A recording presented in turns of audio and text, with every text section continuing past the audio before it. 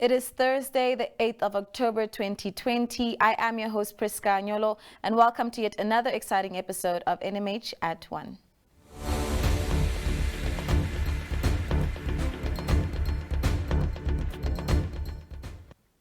So yesterday, Tonateni Ndifikepo from Arandis won our 1,000 Namibian dollar holiday voucher. And the desert to Namibia's east is, of course, the Kalahari or Kalahari.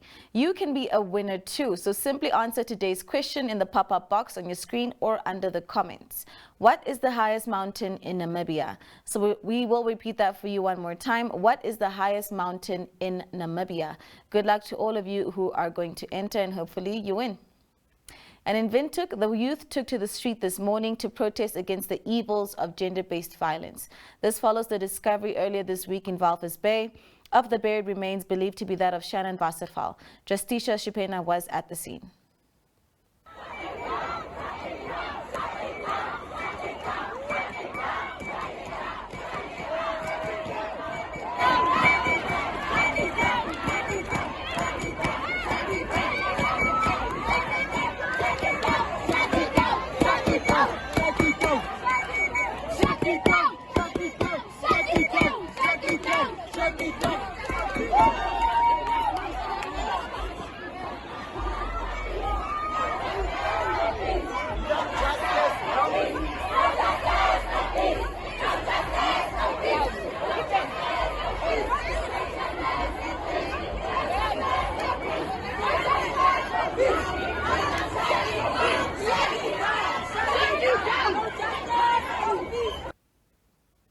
So in our next video, healthcare workers are fighting in the front lines against the coronavirus.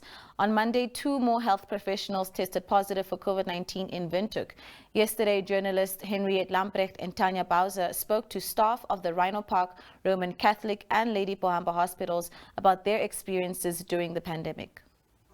What was the most difficult part emotionally, physically, being part of this COVID-19 team? The difficult part is this patient is kind of removed from his family members, his loved one, and the condition is deteriorating day by day. And for us at times, we go as far as video calling, just for them at least to see this face. And as the patient is deteriorating to the extent that they demise, and the family never had a chance at least just to see this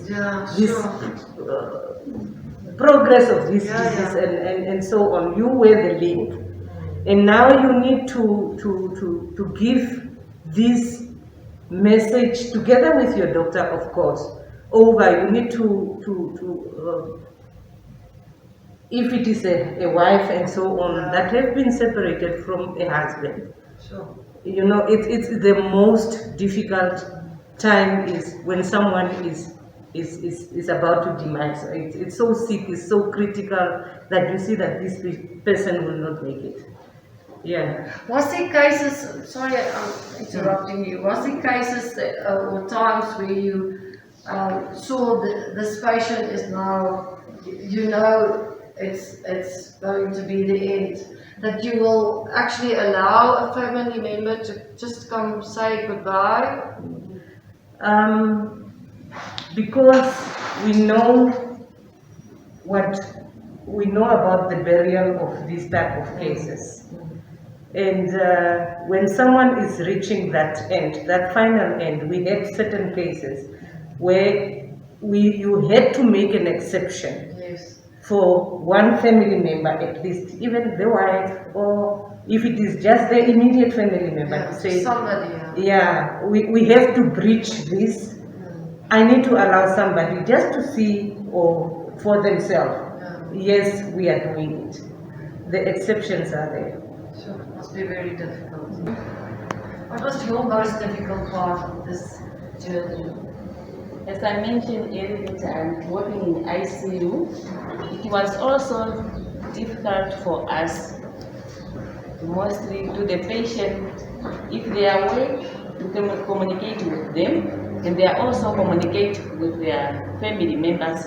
We allow them to talk to the family members via telephone, or we use our phone so that they can communicate with their family members.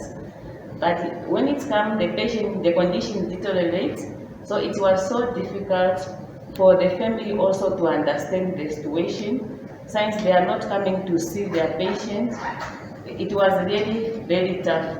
We try to give emotional support. We try to stand on behalf of the family members as a nurse, as a mother, as a father, and from there they try to understand us, and they also give hope on us that we are the family members on behalf of their family members. For me, since I don't really went directly into the COVID ward itself, my only challenges or problems that we really experienced here at the emergency center to say when we are getting these patients is just because when they are brought in, they have to give us a call first to tell us that there's a patient that they suspect is having all the symptoms of COVID. Maybe they don't know their status yet. And then that moment when we inform them, like we have to give us just a few minutes for us to prepare and dress up all the things. So the patients get very much impatient and they become anxious while waiting and stuff like that.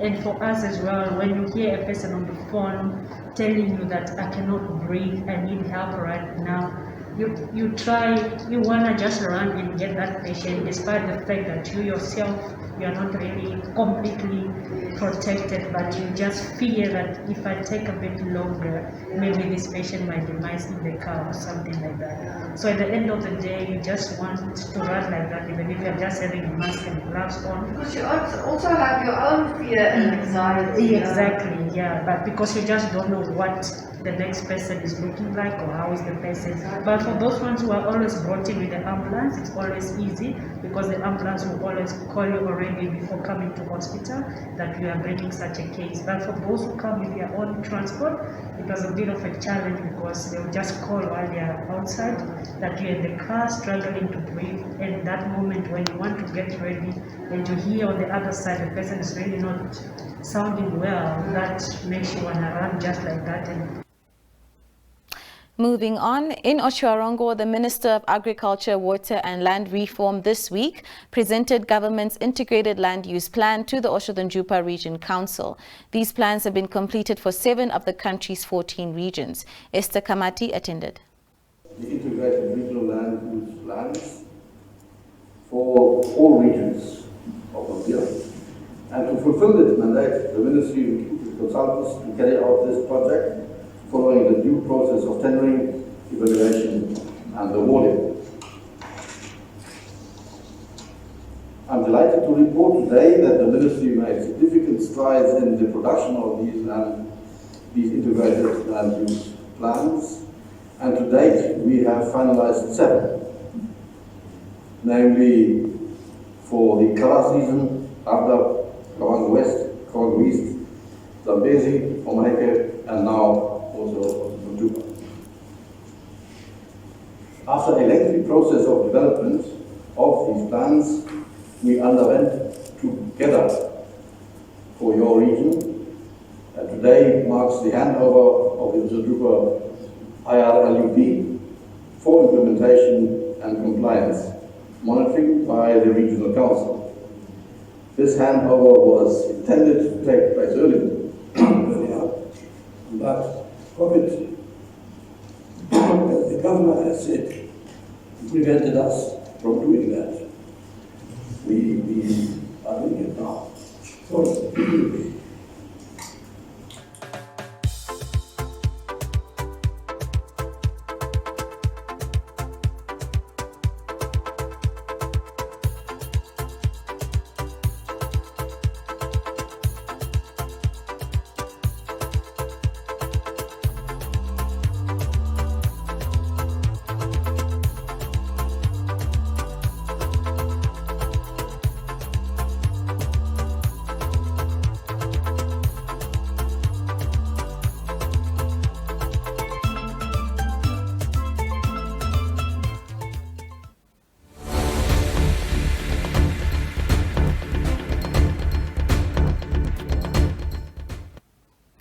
So your COVID-19 monitor today looks at the number of people in official quarantine facilities in Namibia.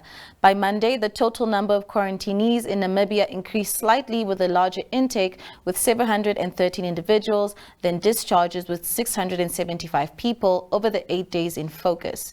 The total number of people in quarantine remains more than 1,000, and on Tuesday, even more people entered quarantine facilities.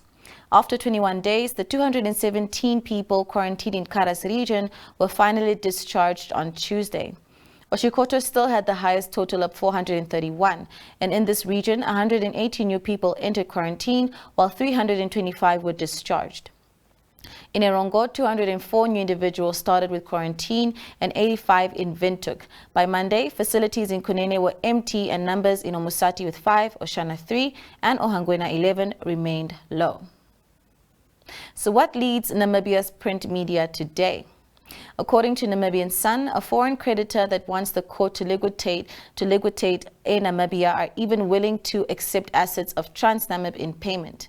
Like Republican, most newspapers report on their front pages about a missing person and now possible murder case in Walvis Bay after remains believed to be that of Shannon Varsafal were found in the desert. Republican also reports on a heart-rending baby dumping incident in the Ohangwena region. Allgemeine Zeitung leads with corona restrictions for foreign visitors to Germany, while the Namibian tackles allegations that government paid more than $1 million for 33 shacks built at Nkurunkuru. New Era reports on parliamentarians' decisions, or rather discussions about a possible national register of sex offenders in Namibia. According to this week's Confidante, the anti-corruption community is asking questions about some 3,000 properties allegedly sold illegally in Okahanya while a moratorium against land sales were in place in the last 6 years. From the inside pages of the daily newspapers, Market Watch reports on pressure on the Namibian dollar, and according to Namibian Sun, the Affirmative Repositioning Movement, or rather AR, will now take their case against the Electoral Commission to the High Court after it was dismissed by the Electoral Tribunal. Activists claim the ECN has disempowered voters by not putting continuous registration in place. Republican reports in detail on foreign tourism and the do's and don'ts. And Allgemeine Zeitung gives a voice to concerned journalists' concerns after State House cancelled a meeting between representatives of this group and President Hage Geingob. And in the Namibian, you can read more about Owen Muhenje's 960-kilometer trek to save the Kunene River basin and the environment as well. New Era reports on an outbreak of foot and mouth disease that was announced yesterday for Ndiona in the Kavango East region. All right, folks, that is it for today. Thank you so much for watching, and do stay tuned for a snapshot of the weather. I've been your host, Priska Anyolo, and thank you again so much for tuning in to NMH at 1.